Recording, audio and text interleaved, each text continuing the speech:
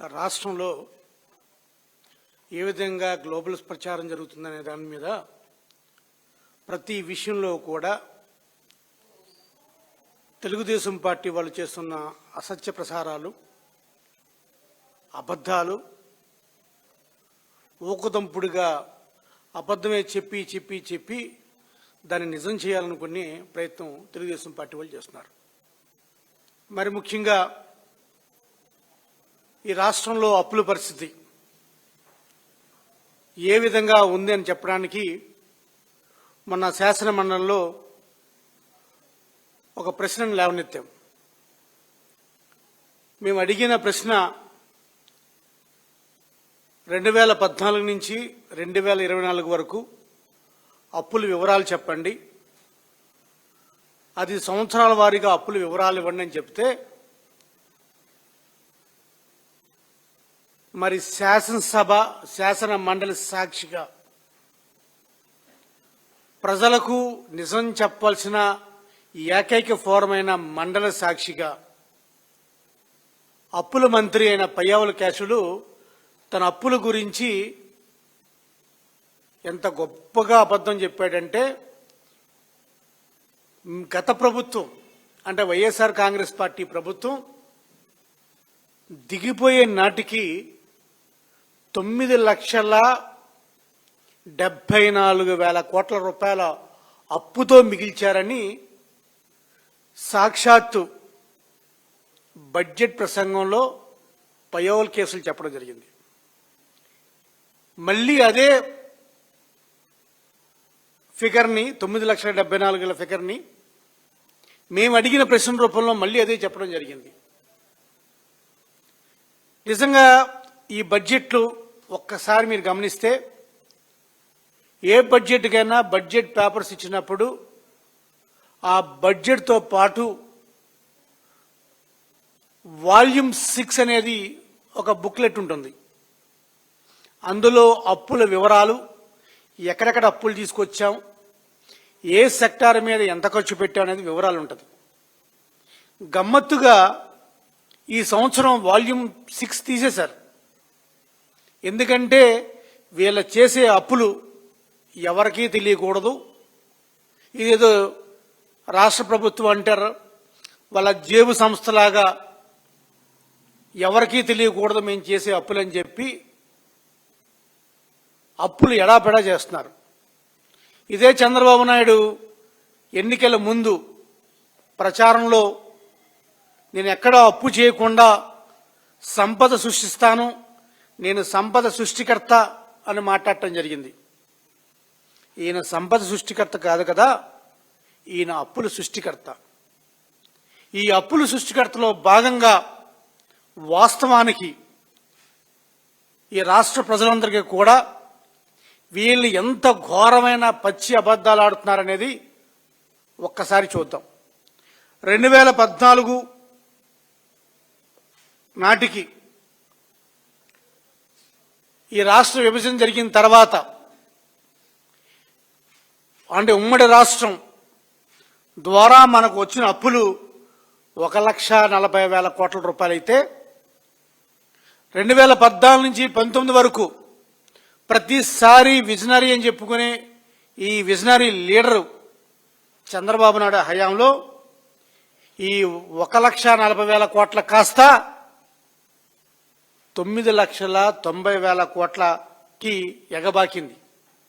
అంటే ఈయన టైంలో ఈ 5 సంవత్సరాల టైంలో ఆయన చేసిన అప్పు సుమారు 2,49,000 కోట్ల రూపాయలు.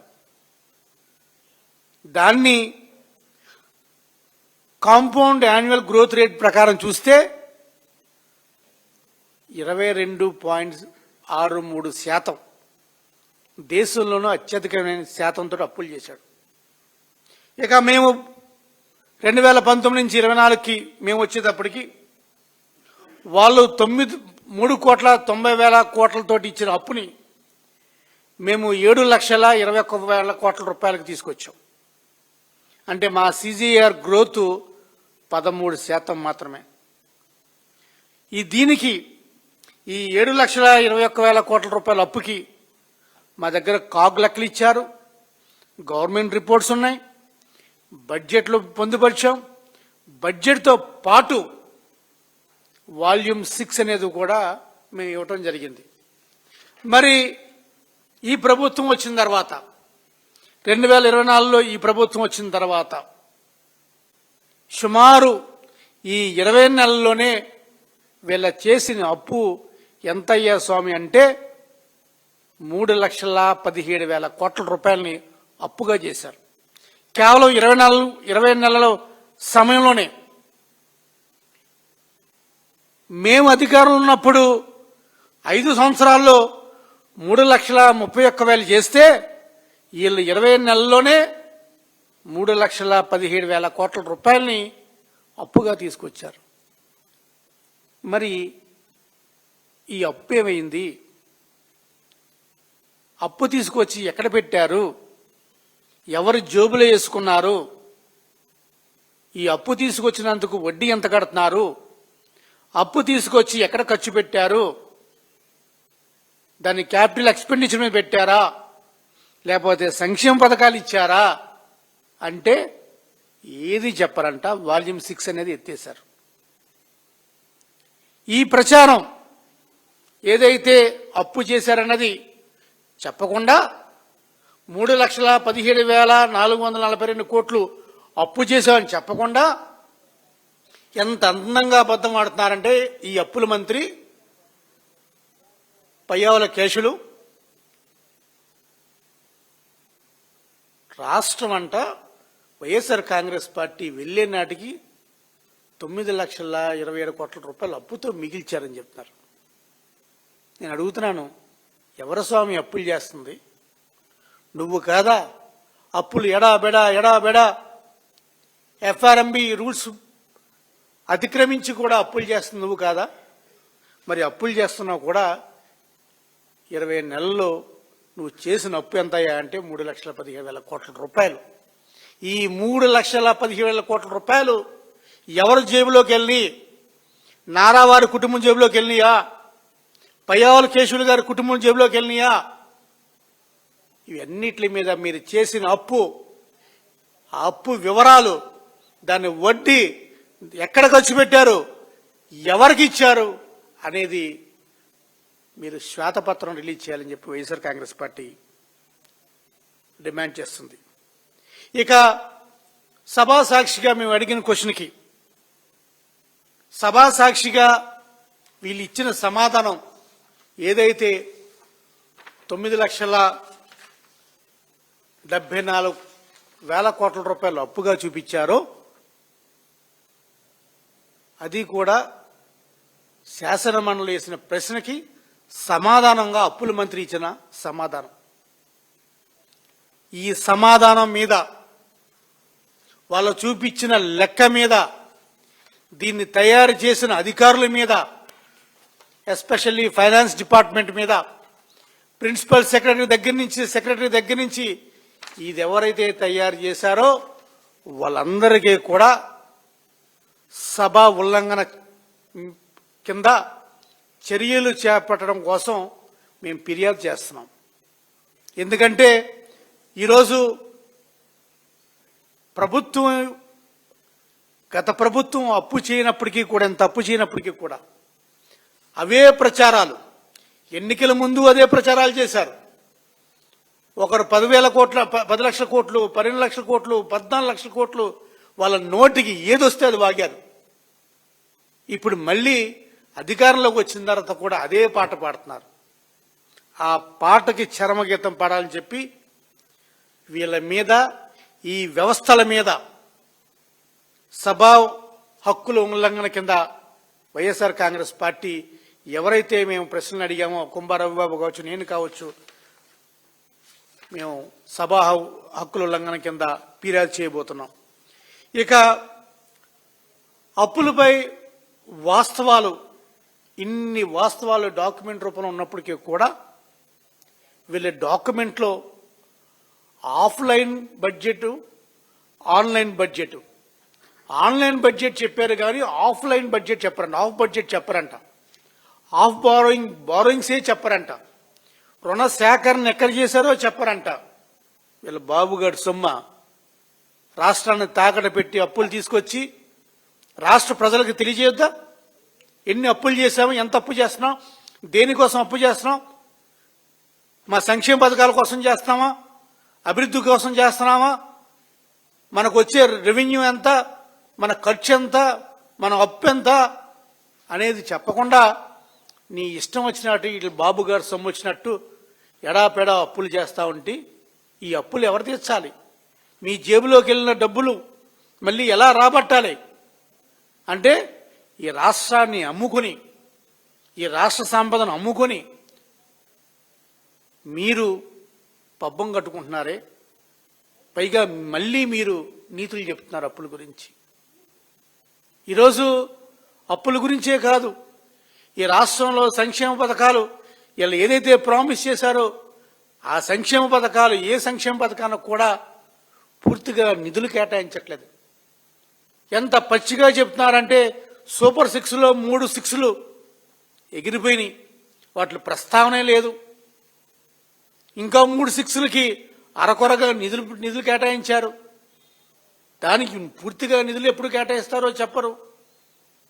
మరి ఈ డబ్బంతా ఎక్కడికి పోయింది? ఆషామాషి కాదు కదా. 3,17,000 కోట్ల రూపాయలని 20 నెలల్లో అప్పు చేశారంటే ఇంకా 3 సంవత్సరాల్లో ఎన్ని లక్షలు అప్పు చేస్తారు? 10 లక్షలు అప్పు చేస్తారా? 15 లక్షలు అప్పు చేస్తారా? ఎన్ని లక్షలు అప్పు చేయాలనుకుంటున్నారు మీరు? ఈ అప్పు చేసిన సొమ్ముని మీ జేబులో నింపుకోవడం తప్ప మరేదీ లేదు. ఇప్పటికైనా సరే అప్పుల మంత్రి పయ్యావుల కేశవులు దీని మీద నోరిప్పాలి.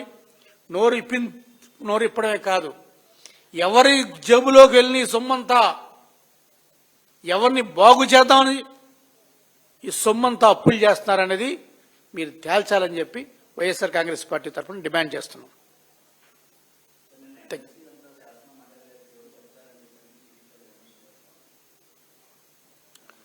దేవుడికి అపచారం చేయటం ఎప్పుడూ లేదండి. మేము వెంకటేశ్వర స్వామి ఫోటోతోటి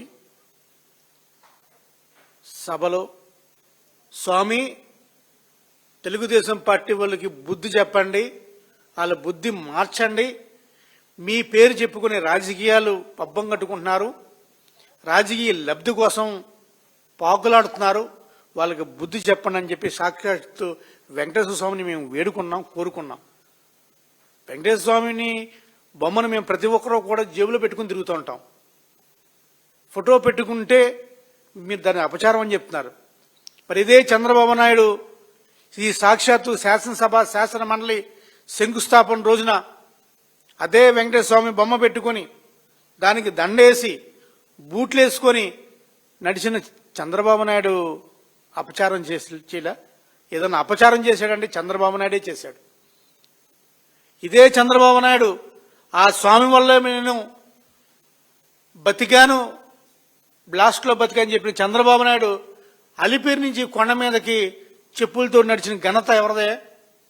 చంద్రబాబు నాయుడుది. స్వామివారిని పొద్దు కూకులో కూడా స్వామివారి ఖ్యాతిని, కీర్తిని, పవిత్రతను పాడు చేసింది ఎవరు? చంద్రబాబు నాయుడే.